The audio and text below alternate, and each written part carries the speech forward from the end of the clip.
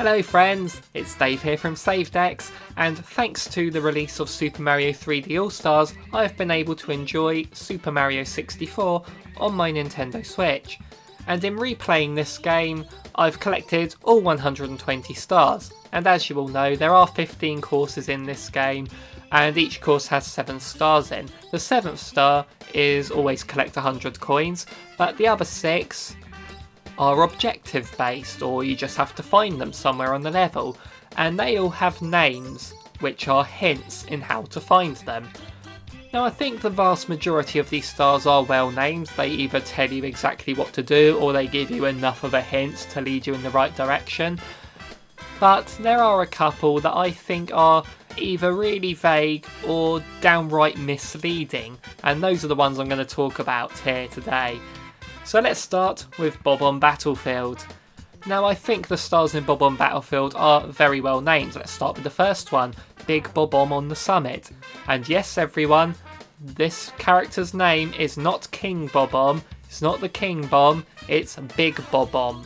Everyone always refers to him as King Bob-omb, myself included, but the game always refers to him as Big Bob-omb. So now you know.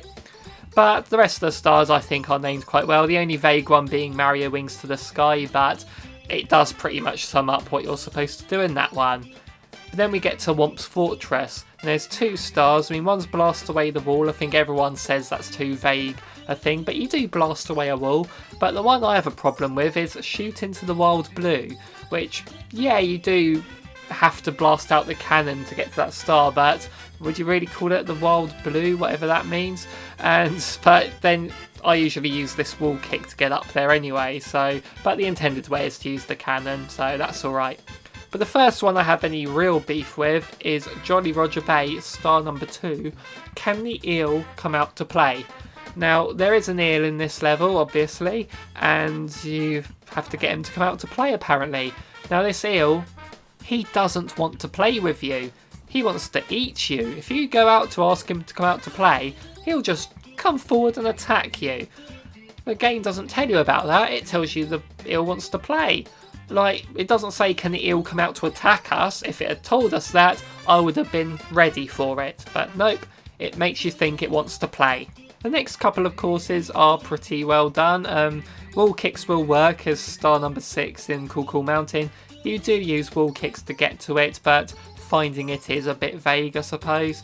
The Hazy Maze Cave, they're quite well named as well. Metalhead Mario Can Move and Amazing Emergency Exit are quite vague, but they don't betray the actions you need to do to find those stars.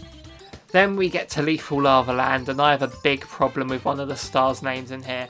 And it is not star number 4, Red Hot Log Rolling, because I always use the wing cap to get to that one, but the intended way is to use the log, and that log is not red hot because we're able to safely stand on it. But no, that's not a problem I have.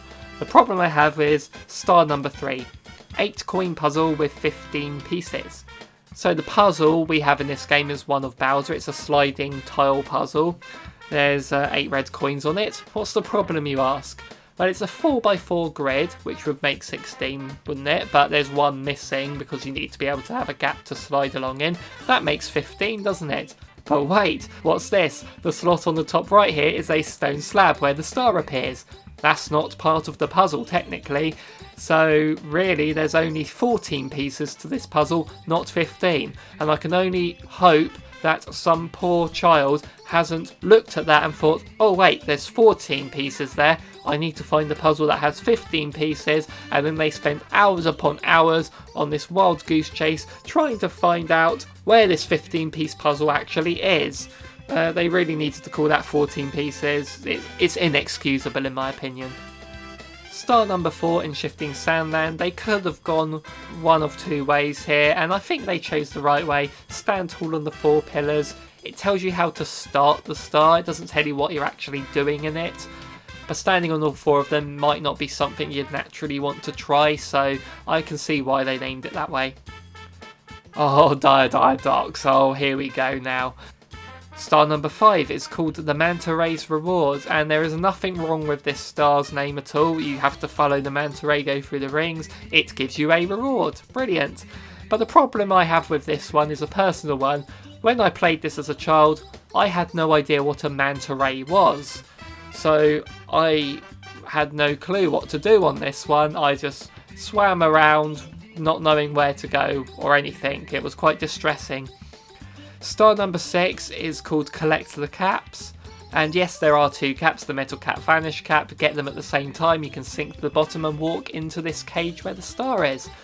My only problem with this is the hint isn't that good because it's actually far easier to do it with just the vanish cap. You'll make it there quicker, I think. So just having the vanish cap alone is better in my opinion. So telling you to get both is not the best of things to do. In Wet Dry World, the second star indicates you need to go to the top of the town. So look at stars number 5 and 6 here. Go to town for red coins, quick race through downtown. That is pretty much telling you that the town is down this grate. You have to swim through this tunnel. This area here is the town.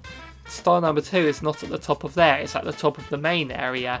So really, why are you referring to this separate section as the town when the whole area is a town basically? So it's kind of confusing how they've used the word town to indicate different areas there. It's not really specific enough. Like with Collect the Caps, star number 6 in Tall Tall Mountain is called Blast to the Lonely Mushroom. Yes, you are intended to use the cannon to get there to blast to it, but I find using a long jump from here is so much easier. Can you believe in Tiny Huge Island I have 3 problems with the names of stars here? First one, pluck the piranha flower. It's singular. There are 5 piranha flowers you have to pluck here. So how hard would it have been to have just added an S on the end of that? Star number 2, the tip top of the huge island. Well, this is where the star is. It's quite high up on the island, but look, there's extra space above it. I am standing above the star. That star is not at the tip top of the island. And star number 3, rematch with Cooper the Quick.